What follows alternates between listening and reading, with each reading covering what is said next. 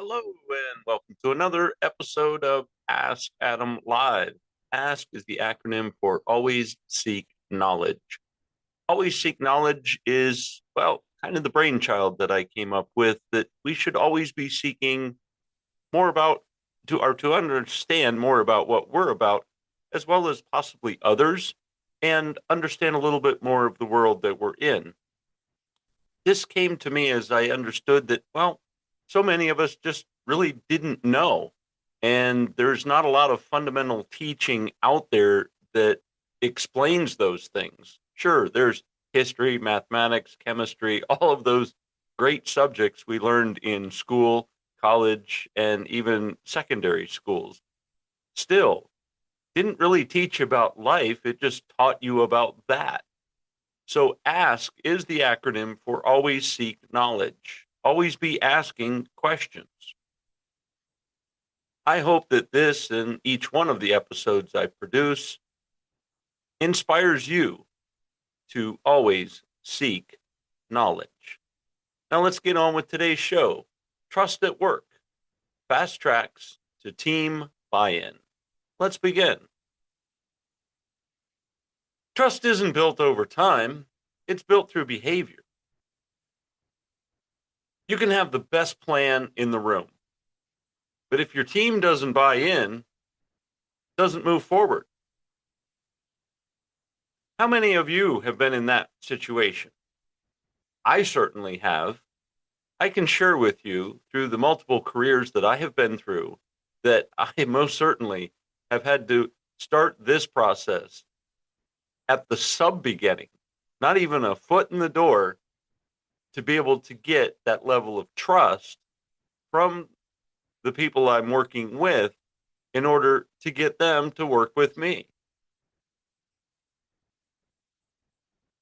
Many times this comes from leaders just frustrated with the lack of follow through, teams nodding in the meetings but not executing, and the resistance, the one that's not spoken out loud. So part of this development of trust is that they know what they're sharing with you can be implemented. See, the truth is, execution isn't really the problem, it's more of a trust problem.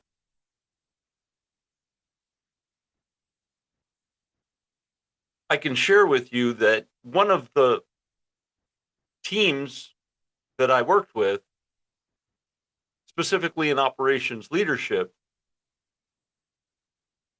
working with deadlines, logistics, and coordinating teams, well, it wasn't easy. And I can share with you, it took almost a year and a half to get some level of trust. And it wasn't even that I'm untrustworthy. It was just, I feel like it's an innate human characteristic that some people probably can't explain. Because they'll say that they like you, they say that they appreciate what you do, but they're kind of, metaphorically speaking, like your parents. They're not going to give you the keys to the car until they feel pretty sure the car comes back in one piece. Now, if the car doesn't mean much to them, sure, keys go to anybody, anytime, anywhere. Doesn't matter. Doesn't come back. It's not their loss. You just don't get the joy of transportation anymore. But if it's their daily driver, if it's what keeps the wheels turning at that home front, if that's what gets them to work to pay the bills, you can bet there's a strong hesitation you're going to get the keys to the car unless they're absolutely sure. That is probably the most definitive, idealistic example I can come up with. But if you ask someone else, a coworker, a team member, someone that is under your tutelage, even as a mentor, I'll throw that in. Because I've worked with individuals where I'm like, well, how come you didn't do this? I understood it wasn't because they didn't want to. They wanted to get ahead. They were striving 7 times over to get ahead. But why they didn't do it, and it kind of boiled down to they didn't trust me. Again, it's not that I'm not trustworthy, it's that they did not trust me. I really want to say that this is a primal instinct, that if you go back to days of few people being on the planet and you did, you know, see someone, approach someone, encounter someone, you didn't know whether they were friend or foe. And you certainly didn't welcome them with open arms, even if they were bringing you something. You still had that hesitation. So I think it is a pretty primal instinct that we don't trust up front. Sure, we'll have light conversation and we'll talk and we'll engage. We'll even appease. Hey, could you do this for me? Yeah, maybe. But it's not going to be done wholeheartedly with 150% until there's that level of trust. So, how do we kind of jump over this hurdle, this primal hurdle of trust, when you, similar to when I've worked with teams to implement change for the betterment of a company or an industry, you really don't have a lot of time to build up trust. Like I said, this one instance was about a year, year and a half. And even that, I didn't get full buy-in. I had to get it on an individual basis. Another thing that I discovered is that the enemy of my enemy is my friend. Let me explain. I found first by accident, then by trial and error, finding those specific individuals that you can relate to quicker. Connect with those individuals,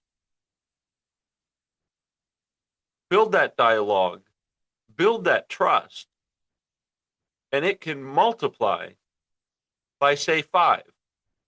Because friends of that individual, fellow coworkers, their primal instinct, if you will, is that if I'm okay with this person, then they could be okay with me. Again, not complete buy-in. And you might not ever get 100% buy-in. But if you can get them to lean in just slightly forward, whether it's a direct communication with them or the association of communication with someone they trust, you've got half the battle won. And some of that is just strategically understanding who's the main person, who does everybody trust, who's the go-to, who's the center of that proverbial wheel of friendship and camaraderie at the workplace. And once you kind of dial into that, it makes the it makes the process far easier. And you may not have that advantage every time, but it certainly is a great place to try, depending on the size of the team. Anyway, I digress. Today, I'll give you a 5-part trust acceleration framework to earn buy-in, factor, and lead with influence. Let's get started. Part 1. What trust actually is. Trust is not being liked. Trust is not being nice. Trust is not avoiding conflicts. Trust is the confidence in the consistency, clarity, and capability. Clarity. Do they understand you? I can share with you that many times when I had a directive and I shared that directive with that team person, and they would look at me, and I would repeat the statement almost verbatim, and I still got the look. And I then began to realize that my language was not their language. Not that they were incapable of understanding language, they just didn't understand how I was saying it. And again, I wasn't using corporate speak or boardroom chatter that's, up levels with acronyms. No, it was just a simple task. But understanding point A, point B, point C made all the difference in the world. And once I shifted a little bit to understanding that perspective, it made any communication far easier. So clarity is number one. Consistency. Do you show up the same way? Again, I think this is slightly primal.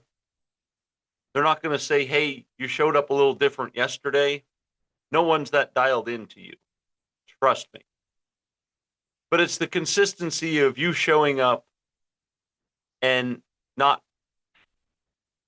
I guess let me back up and say, you didn't show up yesterday having your own bad day and making everyone miserable. And then you show up today all joyful and happy, only that 2 or 3 days later, you come back upset. This is actually another course, but you got to level yourself out. No matter what happened on the way to work, no matter what happened at work. Say your upper level boss comes and says, hey, we really need to get this done, and it puts a little stress on you. That is not the baggage you carry out to the floor and demonstrate to your team. So showing up with consistency is learning how to filter those ins and outs where every day is the same, whether there's something personal or business that's going on. Many executives have mastered this trait. The world can literally be falling apart. The boardroom table could literally be on fire, and they will be at the end of that table like everything is great. Call it a poker face. But you can't demonstrate or be, I don't want to quantify it by saying bipolar, but you just can't be kind of a Jekyll and Hyde where you're at one level one day and another level another day and going back and forth where people don't know what to expect when they approach you. So number 2 is consistency. Competence. Do you deliver results? Again, because things don't go sideways every day, this is where I found was really my best tool. Interacting, not all the time. Teams were rather big. So I may be working with only 3 or 4 individuals on a particular day, 3 or 4 other individuals on a particular day. I may have the same person twice in a month. So the competency, and just to be able to share with everyone, hey, this is my name and I know what I'm doing, they're not going to catch that. It's not the easiest fish to catch. It's not going to happen. You actually have to work with them side by side in that intimate situation. And this is, again, what took this span of a year to really get true buy-in from those individuals that possibly didn't follow the aforementioned getting to know the team leader and getting that corresponding buy-in. This was actually someone being in a situation where they came to me for help. And when I, with clarity, with consistency, like it happens every day, and with competency, I delivered. I showed up, I solved the problem, I made it happen, and they got the win. And I moved on. Trust is built in patterns, not promises. That is how I built it. You will find it's going to be the same for you. clarity, consistency, and competence. Part two, the 5 fast tracks to team building. You got to say what you mean. I'm not a sugarcoat kind of person. I don't like to butter things up so that you feel good about doing it. It is what it is. And in everything that I've done, honesty is the best policy, but also being upfront with clarity. Look, this is what's got to happen. It's not the best news. It's not what you wanted to do today. It's certainly not a task that anyone wants to do. But you're here, I'm here, and this is what needs to get done. I recall the phrase, it fulfills the business needs, I think was the gentle way of putting it. Business or no business, things don't get done, you won't have a business. And that's kind of the way I look at it. But you can butter it up if you feel that it's necessary. But I can share with you that it isn't. And if you can learn with your dialogue to soften something up just enough that it's clear, say what you mean. See, confusion creates hesitation. I'll give you an example. Let's try to improve this process. To me, that's weak. By Friday, we need this process to be reduced in errors by 20%. You could even tighten that up. Hey, by the end of the week, this process needs to be reduced by 20% in its error rate. See, clarity builds confidence. When you speak that way, people hear that, well, not necessarily that you know what you're talking about, because it seems like many people are skeptical, but when you deliver what exactly that you want, the timeline, again, using the SMART method, what you want, the time period that you'd like it completed by, and what it actually is that you're looking for as a result. Those simple things directed in that straightforward manner, not a demand. Notice it wasn't demanding. It was, by Friday, we need to reduce this process by 20% in errors. No fault, system fix. No blame, just expressing, here's a business need, let's take care of it. So what do you say? Well, that takes us into part two.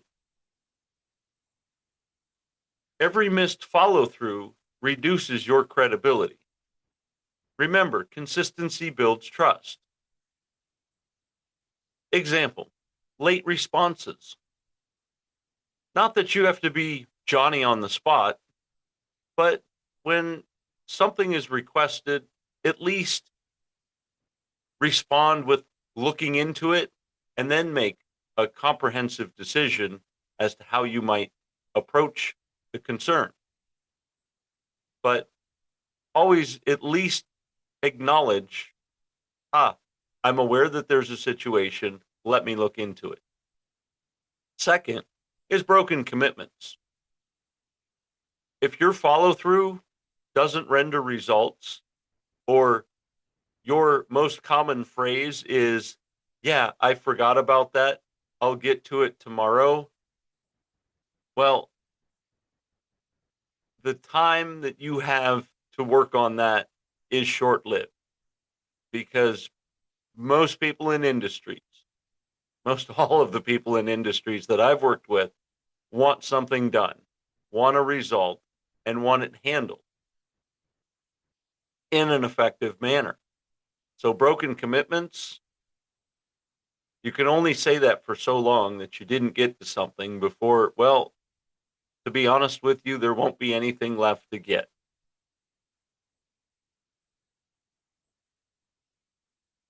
Something else is shifting priorities.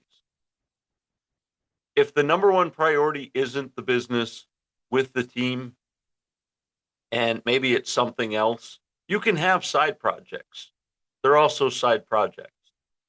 But if you're shifting to constantly diverting to a side project and not keeping, well, the main thing, the main thing, well, you're going to find that you're not building trust. It's the consistency. People don't trust your intentions either. They trust your patterns. Remember how I said it took a year? I feel like I'm harping on that, but honestly, that's the one measuring point I have. Unless it was a few steps where I trained some leaders and they moved on and I really wasn't in the trenches, I didn't see the results. So I can't attest to those. And maybe it was a year for them, I don't know. But I can say specifically in each and every incident, it was roughly a year, maybe 10 months. I really accelerated. But again, that was a hands-on where I was working with someone at least 3 days a week for that period of time. Then they began to trust what I knew and what I was sharing, and that they could not have to do research to validate what I was sharing. It was gold, and they could run with it. Again, people don't trust your good intentions. They trust your patterns. Again, this is a little bit of that follow-through formula where I demonstrated that I had the capacity, and I demonstrated that I had the clarity of knowing how to fix it. And then right before their eyes, it was done, whether it was digitally or physically.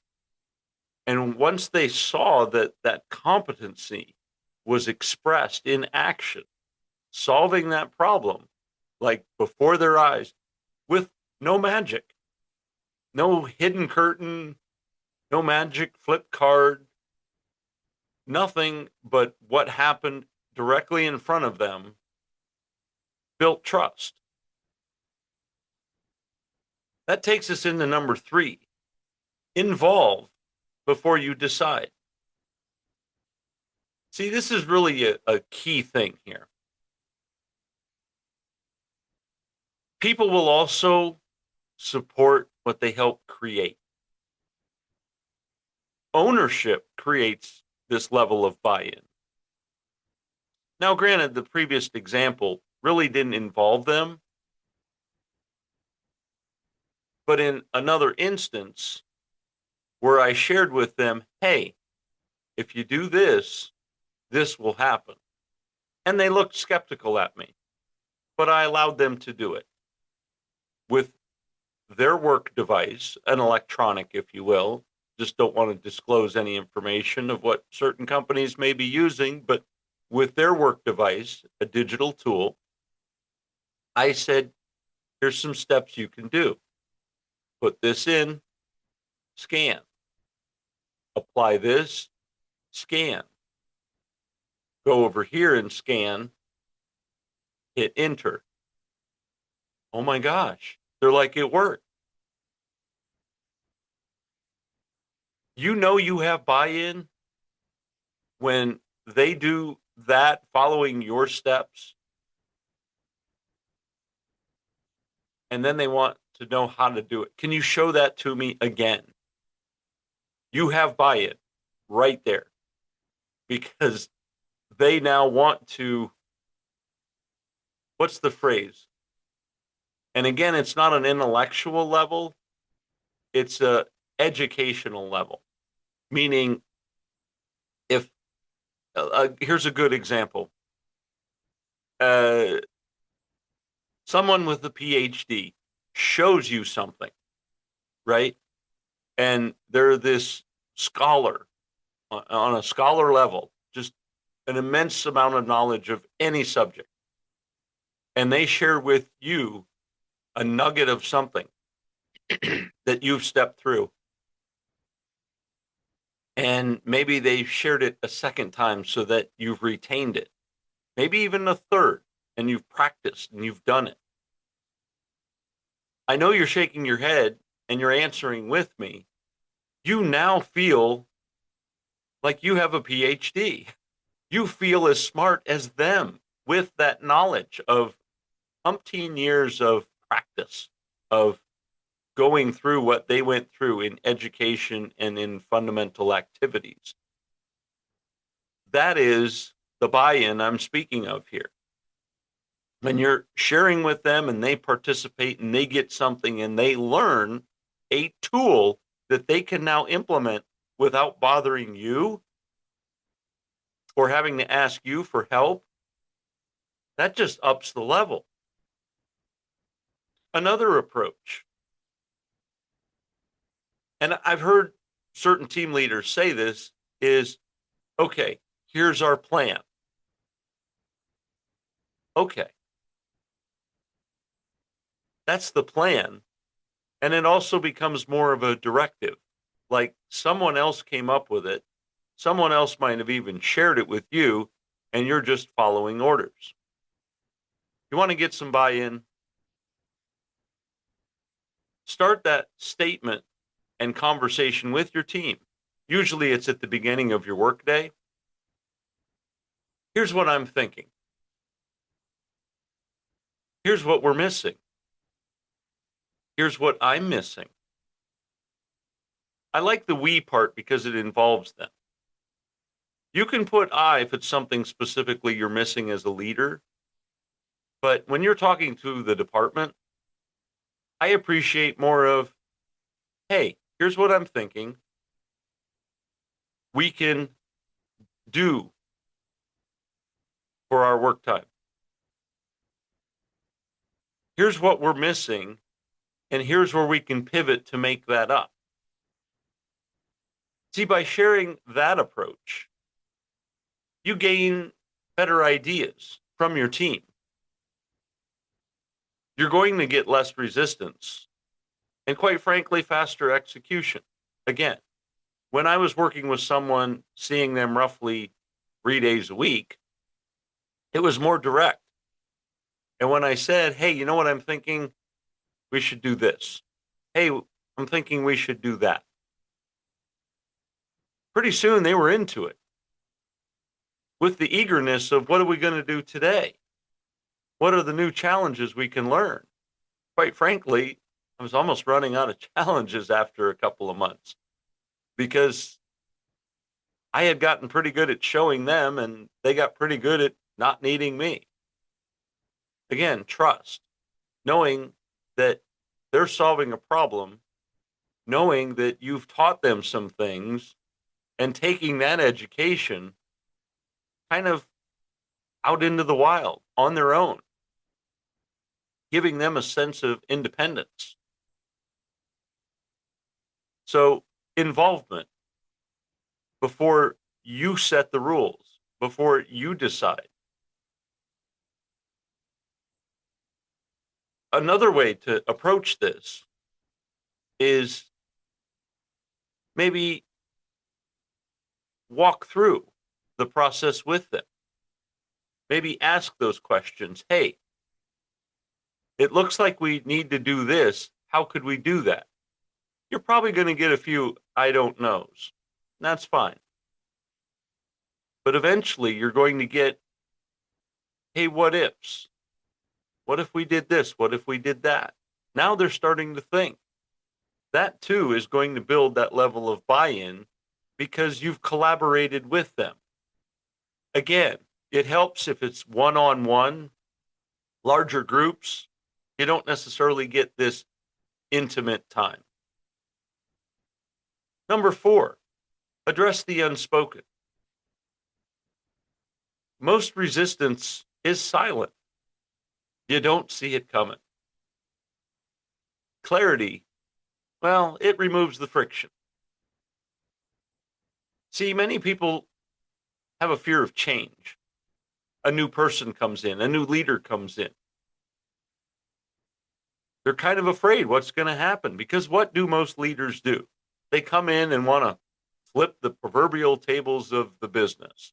They want to stand out immediately. They want to come in and implement change that's supposed to be better. Oh, well, when I was here, we did it this way, or when I was there, we did it that way. That may even be part of how they got the position, is because upper management said, oh, you've implemented all these things. Great. You can do that here. Here's the catch. You might have done those things somewhere else, but you haven't done them here. And every new place that you go to, every different environment has a different atmosphere. I can't explain it, but it's just different.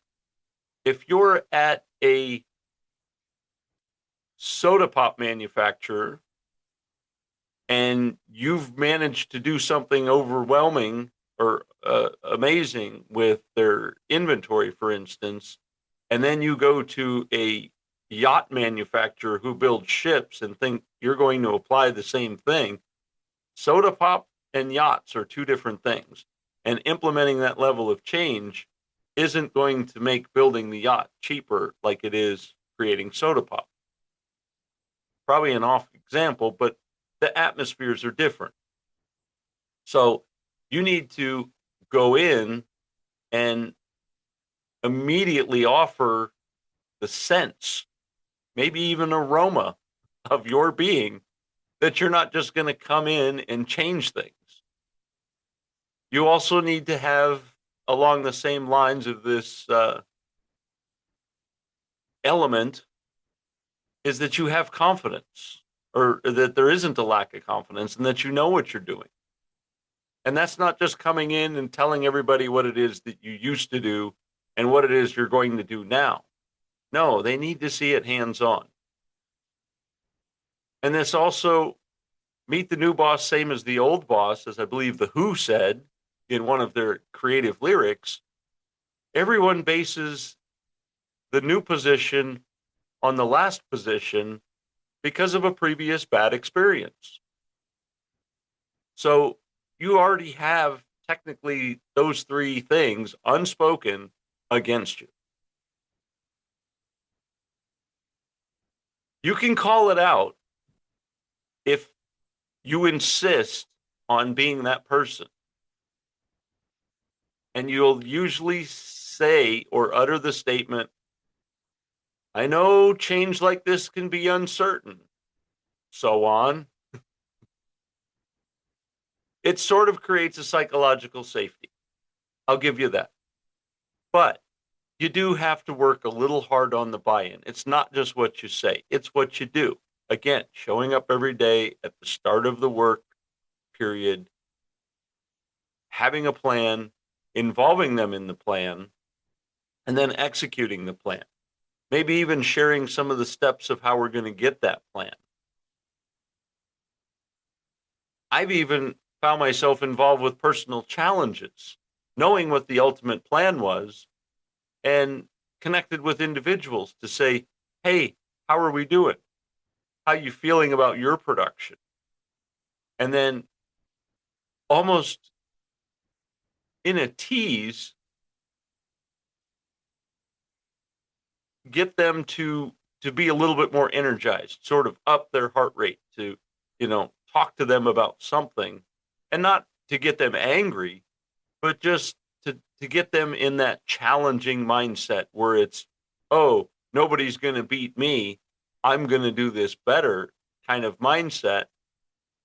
And now all of a sudden you do that with several people, you now have a pretty strong level of momentum. Which takes us into step 5, recognize and reinforce.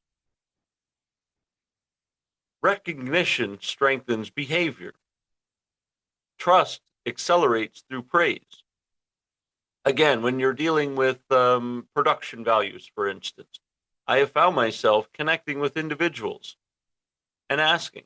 They may even have the pride to tell you what they did yesterday in their production values. Hey, you know what I did? What did you do?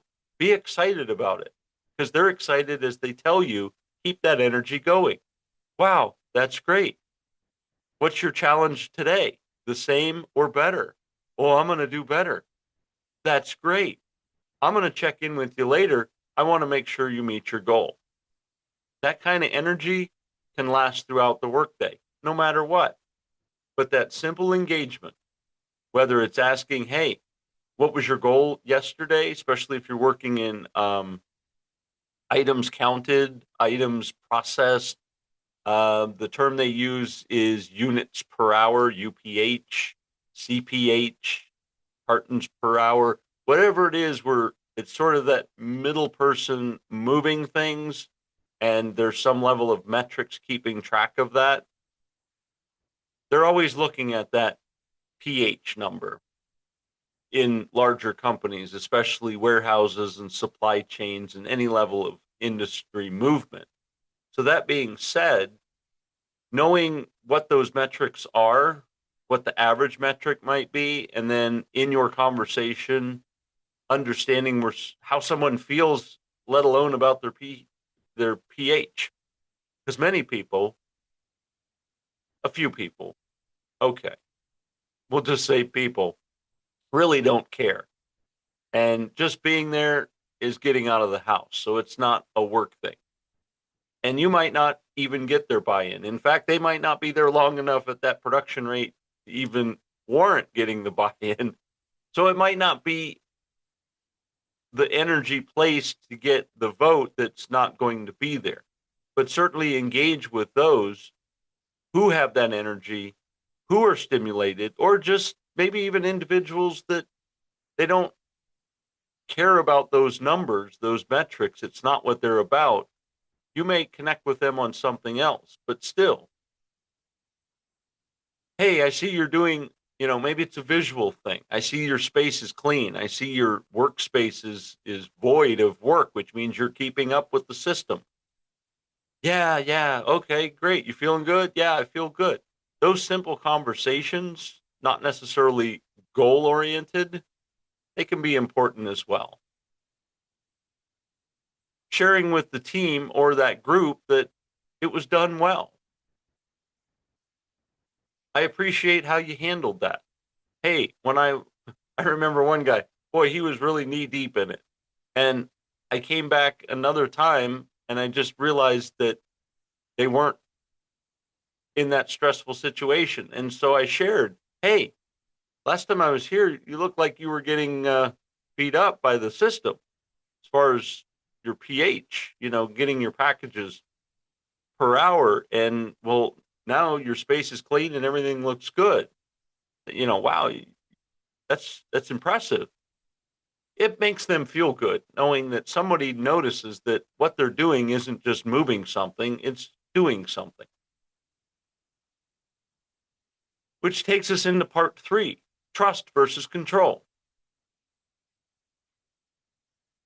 A low trust leader is going to micromanage. It's going to over explain. It's going to be rechecking things. Versus a high trust leader, well, they're just going to set expectations at the beginning of that work time. They're going to empower the execution and review the outcomes. The outcomes can give or take on a day. And if someone's having a low day, let's say, where their numbers aren't where they're supposed to be, well, you don't necessarily want to beat them up about that particular thing. Maybe it's just a bad day. And you coming and recognizing that next incident of their bad day, it's not going to help develop trust. So let it slide. But maybe 2 or 3 days where you start to see this consistent low behavior, maybe at that time you want to come and approach. You gain trust, not control. See, control slows teams down. Trust speeds them up. When you have a room or a floor of developed, independent thinking team members, and not that they're going rogue, don't get me wrong, but when they're independently thinking and doing some of the small problem solving, you're getting a lot more done because they're not using the unnecessary time of having to go solve a problem that's a distance from their workspace. It allows them to handle that situation kind of internally. And so the little things that keep, oh, I have a problem with this, and you go see somebody, and then they have a problem with that, and they go see somebody, and they're constantly seeing somebody. That's not a good way use of time.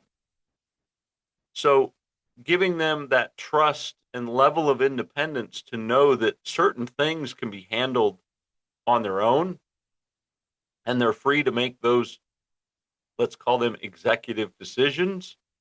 Well, that builds trust too, as well as great team building.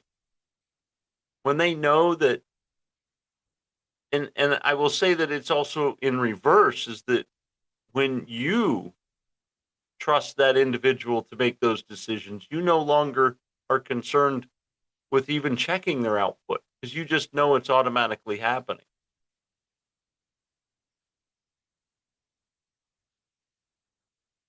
Let me share with you some common trust killers, and that is the inconsistent communication. As I mentioned earlier, if you're approaching each work time a different person and you're communicating that we need to do this, and then maybe chastising the next day how we need to do more of that, just be consistent in your communication. The lack of follow through, avoiding those difficult conversations. And again, like I mentioned, doesn't necessarily have to be that conversation of the UPH or CPH in their workflow. It could just be a comment of their workspace. Or, hey, you look a little excited today. Something coming up? Something happened recently that you're kind of energized about? Have those engaging conversations that are slightly personal. Once you have a few of those, you get to know someone, they trust you. You'll find those difficult conversations are much easier to have. Not with the soft, delicate tone, but just to have that conversation. They certainly will not put a wall up immediately seeing you because that trust is there. And you'll find that that difficult conversation is not so difficult. One of the things that frustrates me, and so I'll bring this up, is taking credit, not giving it. As team leaders, you kind of don't have a seat at the credit table, if you will. You're implementing things. You're almost the definition of a middleman. So as a leader, it's your team that's doing it, not you. Your team should always be at the tip of your tongue. It's always the team doing it, not look what I did. It's look what my department did. Look what my team did. Another thing is changing direction too often. And many times this falls into a little bit of micromanagement. You need to keep that level of consistency. For instance, the units or cartons per hour in this particular example. It's an average. Keep it an average. If you're moving it around, nobody can keep up.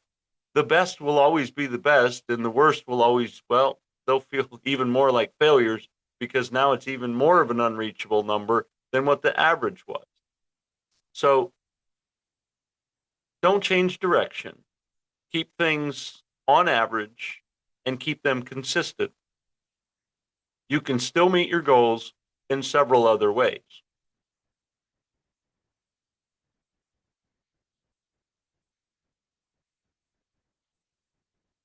Here's a situation I found most recently was while I was there directing a team, guiding a team, I should say, was this initiative rollout. And I kind of cringed a little bit because they were making statements like, we're going to announce this new plan. We're going to expect compliance. And we will deal with resistance later. Okay. That kind of sounded harsh. And I'm not a sensitive person. So if it bothers me, it bothered everybody, I'm sure. And it just came off rough. And to get buy in at that level, yeah, you're already starting from negative numbers. But I encourage you to, as them, I encourage them, involve the team early. Not necessarily the rollout date and expect change, but say, hey, what if we started implementing this on the floor? Would it work? Hey, would you be interested in seeing what we're starting to plan? We have some pretty neat ideas that I think are going to work and be more effective. Would you mind trying them for me tonight or for that given shift for a few days, maybe for a week? I don't know what kind of time you have, but involve the team early. Get a few practices. You might even get buy-in from that person that didn't care, that all of a sudden they're getting involved and do care. And now you've got a new name on your CPH, UPH chart that is working productively. But involve the team early. Don't just implement something overnight and say, here's how it's going to begin today. You're going to throw them off. And when you've got the entire team starting something new, it's going to be a tough work period, I can assure you. Clarify the expectations. Don't set the parameters in the compliance fashion, but just clarify the expectations. By implementing this, this is what we hope to see. As well as address any concerns. Remember, follow through and follow up. Check in with individuals, especially those early adopters that you've selected. Check in with them. You'll find that they may share with you some of the conflicts they're already experiencing, and you can be ahead of the game by already knowing maybe some of the things that, well, are going to occur. And this way you can handle it on that mass level. Again, going back to competency and clarity. So when you do fully roll something out, you already have the expertise to share with everyone how we're going to address certain situations and or even on an individual level. And start, not, hey, we're going to do it for a period of time and see what it looks like. Recognize the wins immediately and pat those team members on the back and congratulate them that they're doing well. And even remember the one I said that didn't have the great numbers before, but all of a sudden you got them involved. Pat them on the back too. They deserve it. They've made a great step forward in helping you and your team. Faster adoption and less friction get you better results.